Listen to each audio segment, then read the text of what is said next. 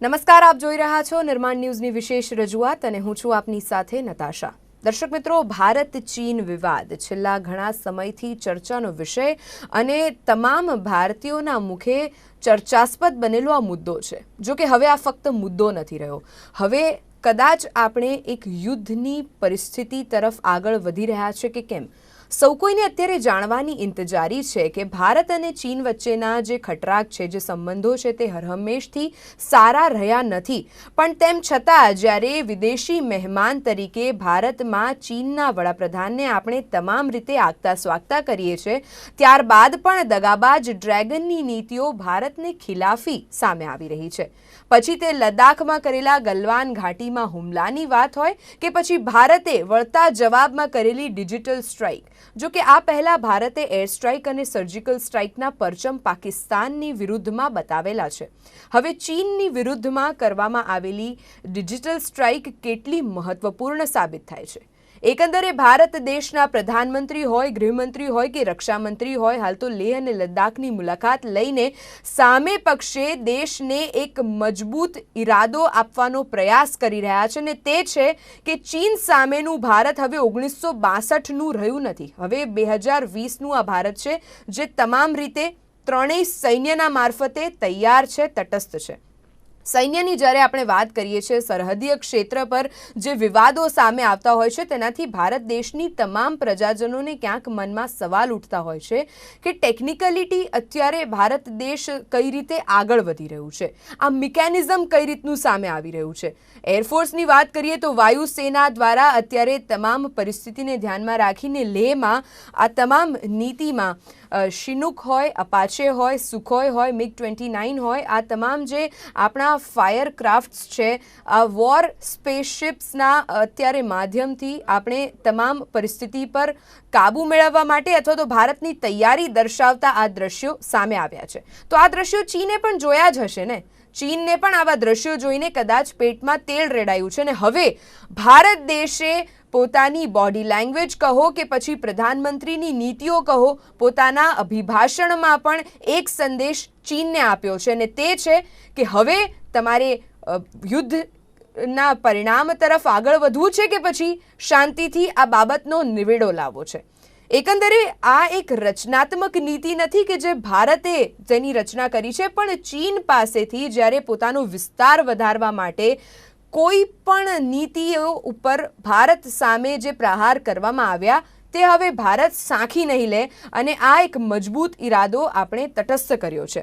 આજની અમારી વિશેષ રજૂઆતનો સંદર્ભ અને હેતુ પણ કદાચ તે જ રહેશે કે ચીનની શાન ઠેકાણે લાવવાની હવે ભારતની તૈયારીઓ સામે આવી છે, તે પછી નેવલ એરબેઝના માધ્યમથી હોય કે પછી થલસેનાના માધ્યમથી।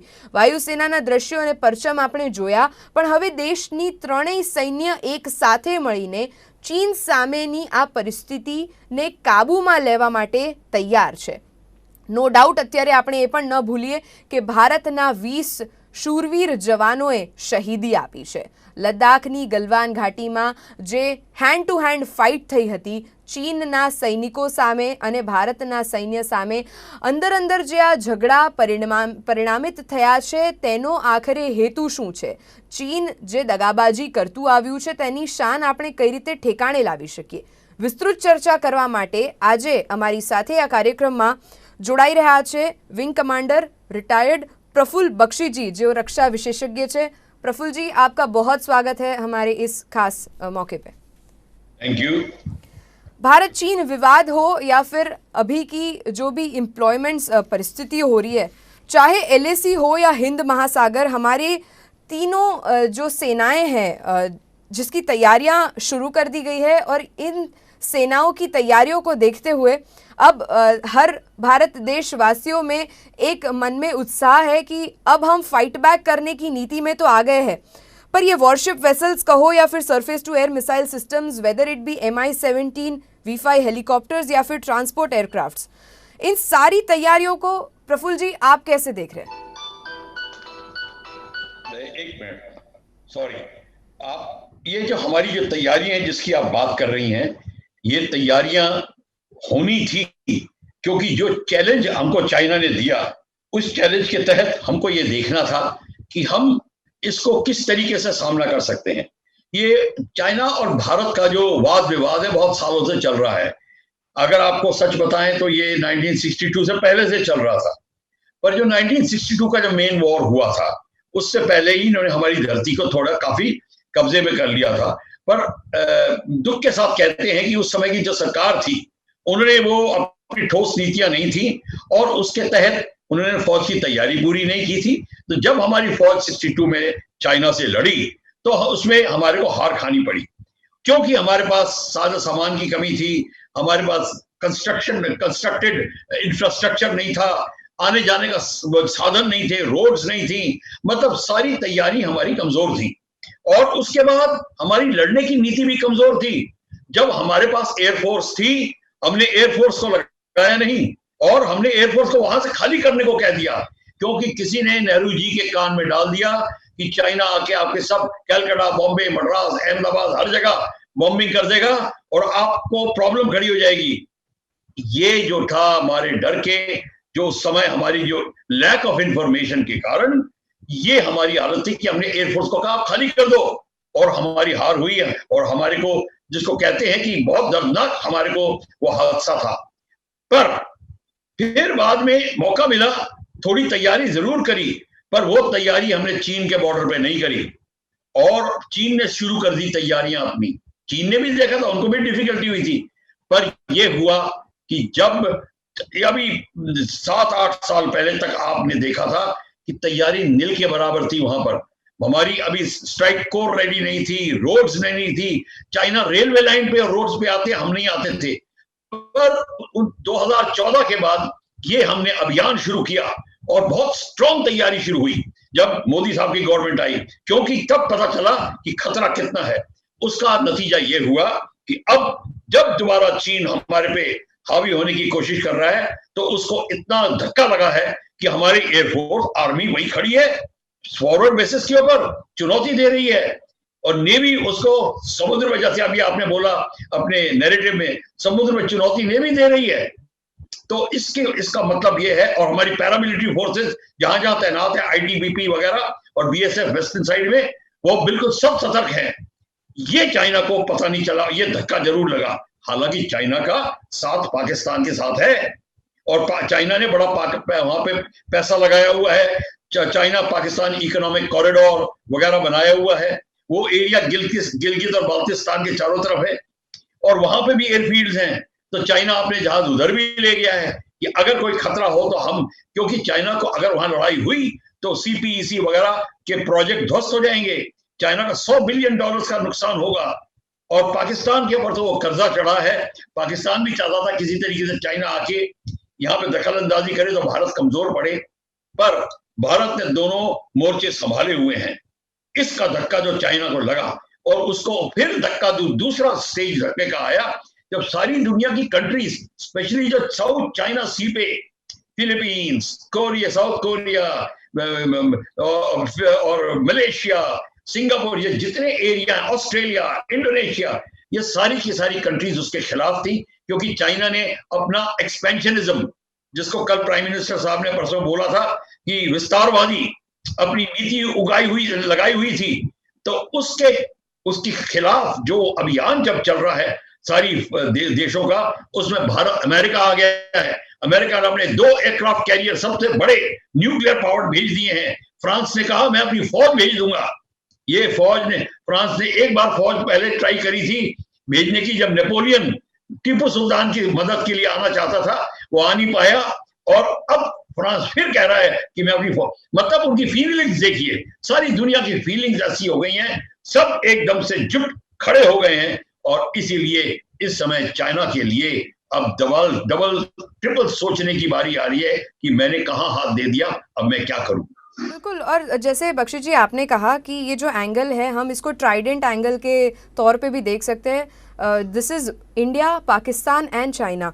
चाइना और पाकिस्तान की जब भी बात होती है, उनकी एक डिप्लोमेटिक रिलेशनशिप या फिर उनका एक इक्वेशन ऐसा है कि वो हर तरह से भारत के सामने और खिलाफी करने में हमेशा उस्ताद रहे हैं, माहिर रहे हैं। जैसे अभी हम चाइना की बात करें तो उन्होंने नेपाल में भी एक एयरबेस सिचुएशन क्रिएट की है, वैसे ही उन्होंने पाकिस्तान में भी अपने वेसल्स डिप्लॉय किए हैं कि अगर भारत का कोई भी एंगल या फिर कोई भी बड़ी स्ट्राइक सामने आ रही है तो चाइना जिसके जवाब देने के लिए सक्षम बना रहे।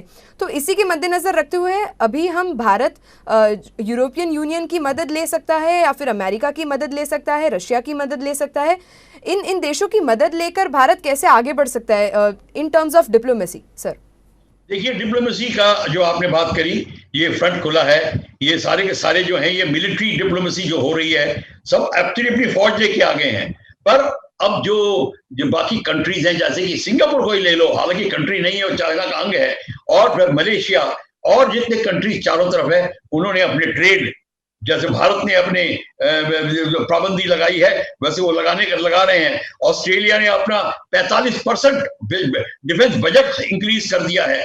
अमेरिका, ऑस्ट्रेलिया, क्वाड जो है, मतलब चारों तरफ चार कंट्री जो उसमें बनी, क्वाड जिसको कहते हैं, उनमें वो जो क्वाड कंट्रीज हैं वो बिल्कुल इकट्ठी हो गई हैं। तो इस समय जो पाबंदियां लग रही हैं, कमर्शियल पाबंदी, इकोनॉमिक पाबंदियां लग रही हैं, और दूसरी है सी कमर्शियल लेन्स, जो साउथ चाइना सी से जो समुद्री रास्ता आता है, पर्शियन गल्फ की तरह जाता है, वहां सारी की सारी नेवियां गश्त लगा रही हैं। भारत की नेवी बहुत तगड़ी है, और जैसे आपके नैरेटिव में क्या कह रहे थे, पाकिस्तान का जो बेस उनको मिल रहा है, वो जो गदार, उस गदार के ऊपर अब हमारी चौकस स्टार्ट हो जाएगी, हमारी गश्त स्टार्ट हो रही है। और जैसे अब उसके पास बांग्लादेश का भी बेस है, उसके पास उसको श्रीलंका ने हब्बन तोता दे दिया है। अब देखो, ये सारी की सारी कंट्रीज अब इस पे भी पाबंदी लगाएंगी, और अब जो है चाइना जो है, अब उसको बड़ा भारी सोच में पड़ जाएगा कि जब श्रीलंका और बांग्लादेश जैसी कंट्रीज और म्यांमार जैसी कंट्रीज उसके ऊपर पाबंदी लगाएंगी, तो और उसको प्रॉब्लम शुरू हो जाएगी। जो चाइना सोच रहा था कि वो स्ट्रिंग ऑफ पर्ल्स के तहत भारत में घेराबंदी कर दे, अब वो जो माला है उसके गले में पड़ रही है। तो अब ये जो है, तो जो है स्वयंवर ने रास्ता बदल दिया है, अब चाइना की प्रॉब्लम खड़ी हो गई।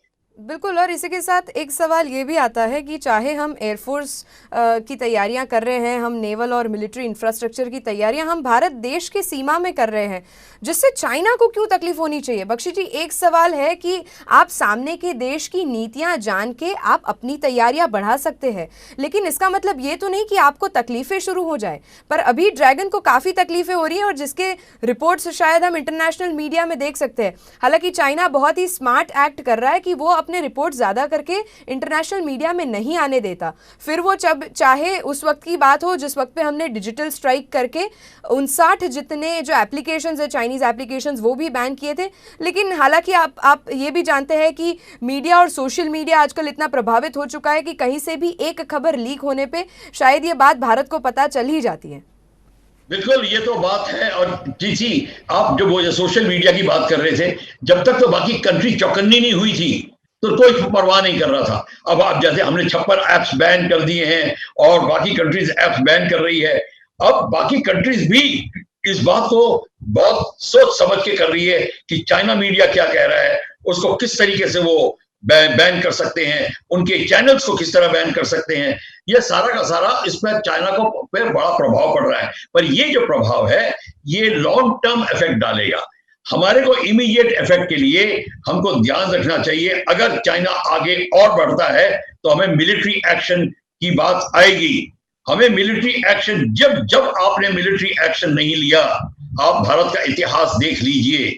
मैं आपको गुजरात की बात बताता हूं, 17 बार सोमनाथ के ऊपर हमला क्यों हुआ? क्योंकि हमले ने लड़ने से मना कर दिया। जब तक आप हाथ में तलवार लेके नहीं आगे जाएंगे, दुश्मन के हौसले बढ़ेंगे और वो आपकी छाती पे बैठेगा। और जब दुश्मन आपकी छाती पे बैठता है तो नेगोशिएशन नहीं होती, उस समय उसको दाव लगा के मारा जाता है। तो इस समय हम लोग जो हैं, अब नेगोशिएशन जो है चाइना चलाना चाहता है, चला ले, पर हम उसको उसके एरिया से खदेड़ रहे हैं और उसकी खदेड़ने की तैयारी कर रहे हैं।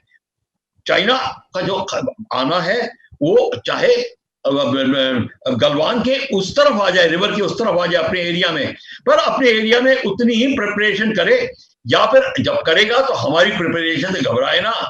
हमने ये जरूर गलती करी है, ये आपको बता दूं कि हमने अपनी प्रिपरेशन में उस एरिया को बहुत देर तक इग्नोर किया।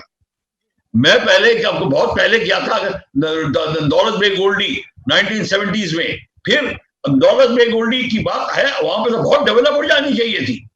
हमारी ये गलती जरूर रही है और इसको हमने मानना चाहिए कि इतने सालों में, पिछले 25-30 सालों में हमको जो करना चाहिए था वो हम अगले लास्ट 5-6 साल में कर रहे हैं।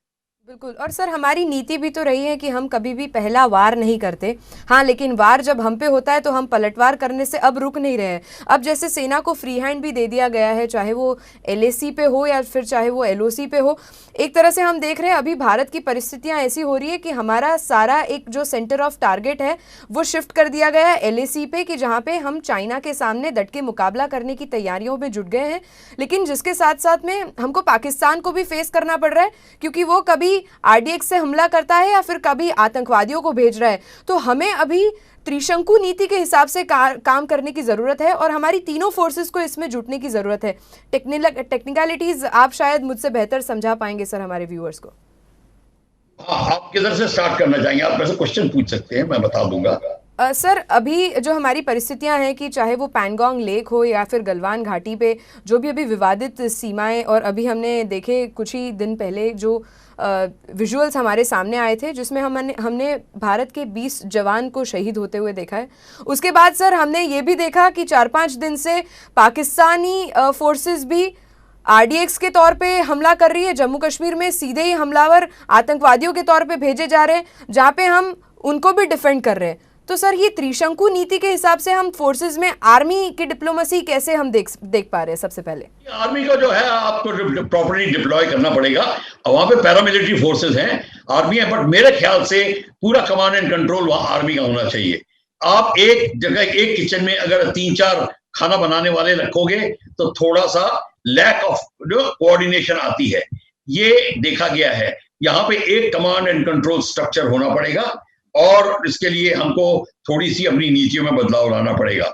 और दूसरा है, जैसे कि ये जो आ रहे हैं, ये हमारे पास हमले तो RDX से बड़े पुराने हो गए हैं, 18 साल से चल रहे हैं, पर अब है जब ये इनका जो जमावड़ा है ये POK से आता है, POK में इनके बेसिस बने हैं। हमको वहां पे स्ट्राइक करनी होगी, जिसको आप सर्जिकल स्ट्राइक्स कहते हैं, उनको निरंतर करके वहां पे हटा के POK को लेने का प्लान करना होगा, तब इनकी ये नीति खत्म होगी।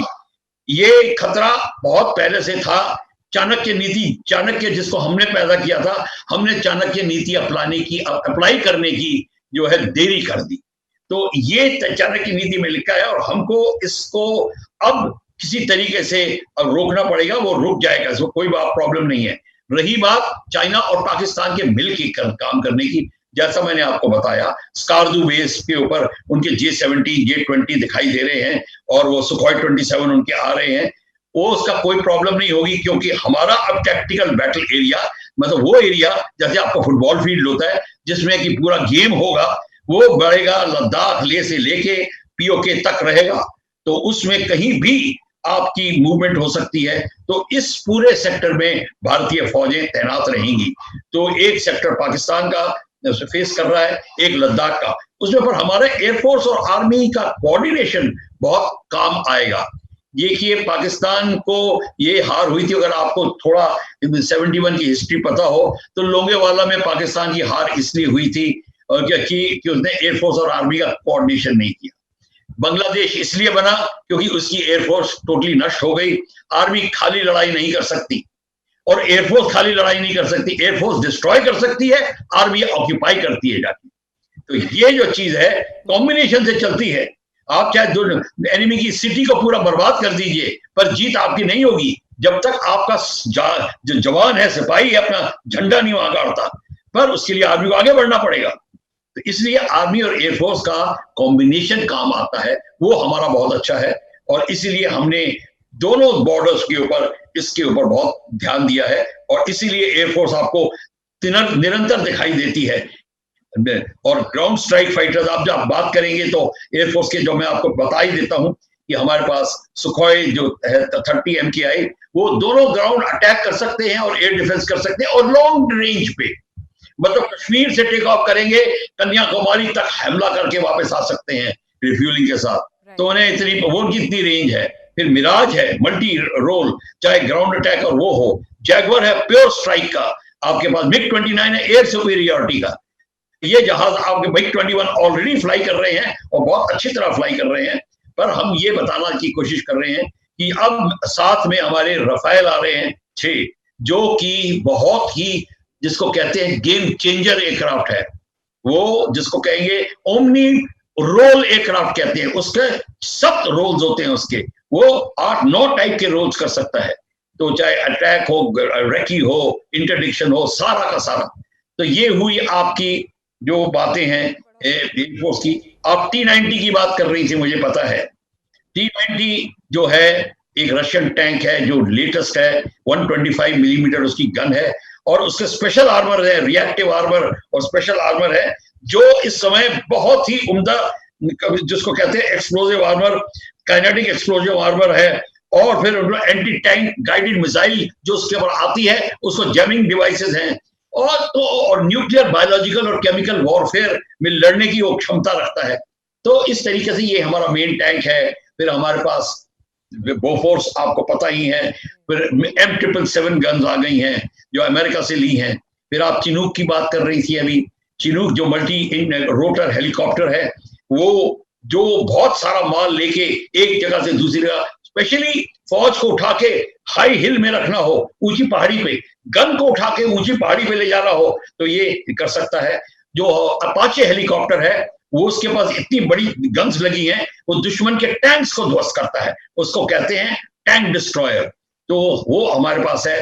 तो ये जो हमारे हेलीकॉप्टर्स हैं, और Mi-17 ऑलरेडी है। Mi-17 को आप कन्वर्ट कर सकते हैं रॉकेट फायरिंग के लिए, तो वो हमारे पास है। और जो हमारे बड़े ट्रांसपोर्ट एयरक्राफ्ट हैं, C-17 ग्लोब मास्टर, उन पे सामान रख के डायरेक्टली दौलत बेग गोल्डी पे टैंक्स उतारे जा सकते हैं, फौज उतारी जा सकती है। और हमारे पास C-130 हरकुलिस है, वो सारे जहाज हैं। AN-30 तो हमारे पास रेगुलरली चल रहा है।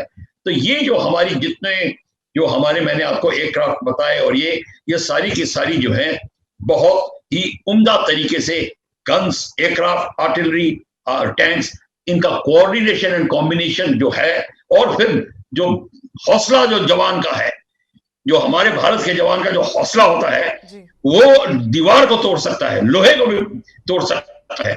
ये एक चीज है, वो बहुत कम सेनाओं में देखा गया है, क्योंकि हमारा जवान जो है वो रूरल एरिया से आता है। वीर गति को प्राप्त होना उसकी संस्कृति में लिखा हुआ है, उसके साइट में लिखा। माएं अपने बेटों को ये बोल के बड़ा करती हैं। तो ये जो जवान है वो इस फीलिंग के साथ जब जाता है। चाइना में कम्युनिस्ट टीचिंग बताते हैं, सोल्जर को कम्युनिस्ट टीचिंग उसको बताते हैं। हमारी माएं वीर गति को प्राप्त होने की बात करती हैं। तो ये फर्क है दोनों जवानों। बिल्कुल, मतलब हौसले की कमी नहीं है, टेक्निकलिटीज़ की कमी नहीं है, इंफ्रास्ट्रक्चर की कमी नहीं है। अब सवाल ये होता है कि पाकिस्तान तो अपनी हरकतों से बाज आने से रहा, अब चीन भी शायद उस दिशा में आगे बढ़ रहा है। अब सवाल सर, ये अंतिम सवाल होगा मेरा, लेकिन इसका जवाब शायद हमारे दर्शकों के लिए बहुत महत्व रखता है, और वो है कि भारत चीन के संबंधों का अगर कोई इलाज है तो वो क्या है?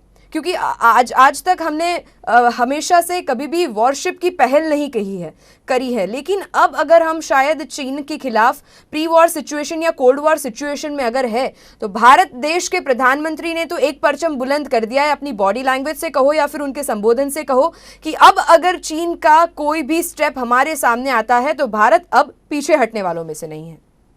देखिए, प्रधानमंत्री ने जो बोला वो पत्थर की लकीर है कि अब वो कोई भी चीन का अगर ने गलत स्टेप उठाया, चीन को खामियाजा भुगतना पड़ेगा। और दूसरी बात है, क्या किया जा सकता है चीन का।